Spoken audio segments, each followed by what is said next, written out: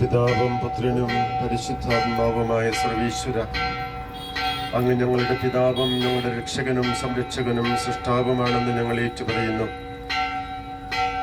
ത്തിലെ രണ്ടാമത്തെയാളായ പുത്രൻ തമ്പുരാൻ മനുഷ്യകുലത്തിന് രക്ഷയ്ക്ക് വേണ്ടി പാപങ്ങൾ മോചിക്കുന്നതിനായി കുരിശുമരണം സ്വീകരിച്ചുകൊണ്ട് മൂന്നാം നാൾ ഉയർത്തെഴുന്നേറ്റ് എല്ലാ പാപങ്ങളെയും തൻ്റെ കാൽ കീഴിലാക്കി മരണത്തിൻ്റെ മുകളിൽ വിജയം വരിച്ചവനായ വിശുദ്ധ കുരിശേ, അങ്ങയുടെ പുകഴ്ചയിൽ ഞങ്ങളെല്ലാവരും ആഹ്ലാദിക്കുന്നു, സന്തോഷിക്കുന്നു.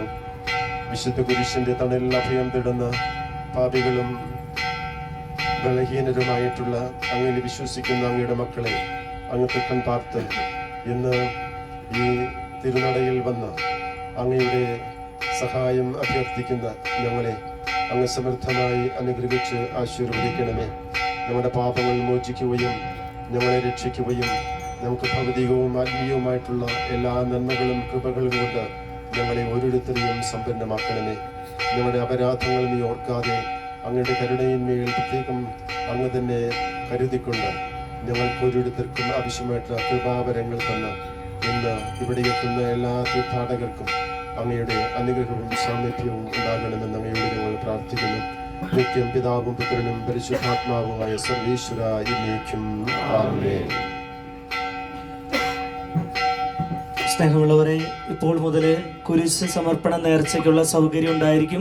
കുരിശ് സമർപ്പണ നേർച്ചയുടെ ക്രമം ഇപ്രകാരമാണ്. നമ്മൾ രൂപക്കോട് കുത്തിയതിന് ശേഷം, രൂപങ്ങൾ കുത്തിയതിന് ശേഷം വൈദികൻ നിങ്ങളുടെ ശിരസിൽ കൈവച്ച് പ്രാർത്ഥിക്കും. അവിടെ വെച്ച് വെഞ്ചിരിച്ച കുരിശുമാല നിങ്ങളുടെ കഴുത്തിൽ ചാർത്തി തരും. അതിനുശേഷം അവിടെ വെച്ചിരിക്കുന്ന പേപ്പറിൽ നിങ്ങളുടെ നിയോഗങ്ങൾ എഴുതി ഒരു മരക്കുരിശ് കയ്യിലെടുത്ത് ആ മരക്കുരിശിലേക്ക് നിങ്ങളുടെ നിയോഗങ്ങൾ ചേർത്ത് റബ്ബർ ബാൻഡ് ഇട്ട് ആ മരക്കുരിശുമായിട്ട് ഇരിക്കുന്ന പ്രാർത്ഥന കാർഡും എടുത്ത് കൽക്കുരിശിൻ്റെ മുമ്പിലേക്ക് വന്ന് കൽക്കുരിശിൻ്റെ മുമ്പിൽ പ്രാരംഭ പ്രാർത്ഥന ചൊല്ലുക. അതിനുശേഷം സ്വർഗസ്ഥനായ പിതാവേ, നന്മ നിറഞ്ഞ മറിയമേ, തൃത്വസ്തുതി ഈ പ്രാർത്ഥനകൾ ചൊല്ലിക്കൊണ്ട് ഓരോ സ്ഥലങ്ങളിലേക്കും പോവുക. ഓരോ സ്ഥലങ്ങളുടെ മുമ്പിൽ ആ സ്ഥലങ്ങളുടെ ധ്യാന വിഷയം ധ്യാനിച്ച് പ്രാർത്ഥിച്ച് 3 പ്രാവശ്യം കുരിശാണ് രക്ഷ, കുരിശിലാണ് രക്ഷ, കുരിശെ നമിച്ചിടുന്നു എന്ന പ്രാർത്ഥന ചൊല്ലി ഞങ്ങൾക്ക് ശേഷം വീണ്ടും കൽക്കുരിശിൻ്റെ മുമ്പിലേക്ക് വരിക. കൽക്കുരിശിൻ്റെ മുമ്പിൽ നിങ്ങളുടെ നിയോഗങ്ങൾ കൽക്കുരിശിനോട് ചേർത്ത് വെച്ച് പ്രാർത്ഥിക്കുക. അതിനുശേഷം നിങ്ങൾ കയ്യിൽ എടുത്ത മരക്കുരിശ്, നിയോഗങ്ങൾ ചേർത്ത് വെച്ച മരക്കുരിശ് ആ കൽക്കുരിശിനോട് ചേർത്ത് വയ്ക്കുക. നിങ്ങളുടെ നിയോഗങ്ങൾ അവിടെ വെച്ചിരിക്കുന്ന ബോക്സിൽ നിക്ഷേപിക്കുക. സാധിക്കുന്ന എല്ലാവരും ഈ കുരിശ് നേർച്ച സമർപ്പണത്തിൽ പങ്കുചേരണമെന്ന് സ്നേഹത്തോടെ ഓർമ്മിപ്പിക്കുന്നു. ഒരിക്കൽ കൂടി ഇതിൻ്റെ ക്രമം ഒന്ന് ഓർമ്മിപ്പിക്കുന്നു. രൂപങ്ങൾ മുത്തിയതിന് ശേഷം ഇപ്പോൾ മുതൽ നമുക്ക് കുരിശ് സമർപ്പണ നേർച്ച ആരംഭിക്കാവുന്നതാണ്. വരിയായിട്ട് അച്ഛൻ നിങ്ങളുടെ ശിരസിൽ കൈവച്ച് ആശീർവദിച്ച് കുരിശ് നേർച്ച സമർപ്പണത്തിൽ പങ്കെടുക്കുന്നവർക്ക് കുരിശ് മാല അണിയിച്ചു തരും. അതിനുശേഷം അവിടെ വെച്ചിരിക്കുന്ന പേപ്പറിൽ നിങ്ങളുടെ നിയോഗങ്ങൾ എഴുതുക. ആ പേപ്പർ ഒരു മരക്കുരിശിൽ റബ്ബർ ബാൻഡ് ഇട്ട് ചേർത്ത് വെച്ച് പ്രാർത്ഥനാ കാർഡ് എടുത്തുകൊണ്ട് കൽക്കുരിശിൻ്റെ മുമ്പിൽ വന്ന് പ്രാരംഭ പ്രാർത്ഥന.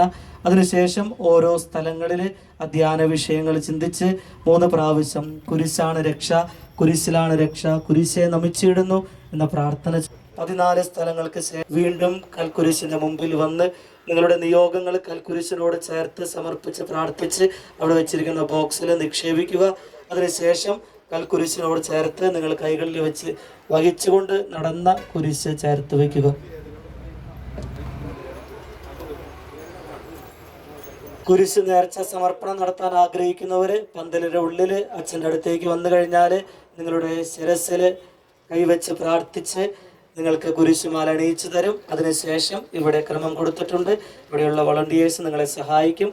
നേർച്ച സമർപ്പണം നടത്താനുള്ളവർ പന്തലിയുടെ ഉള്ളിലേക്ക് വരണമെന്ന് ഓർമ്മപ്പെടുത്തുന്നു. കുരിശ് നേർച്ച സമർപ്പണം നടത്താൻ ആഗ്രഹിക്കുന്നവർ പന്തലിൻ്റെ ഉള്ളിലേക്ക് വരിയായിട്ട് കടന്നു വരിക.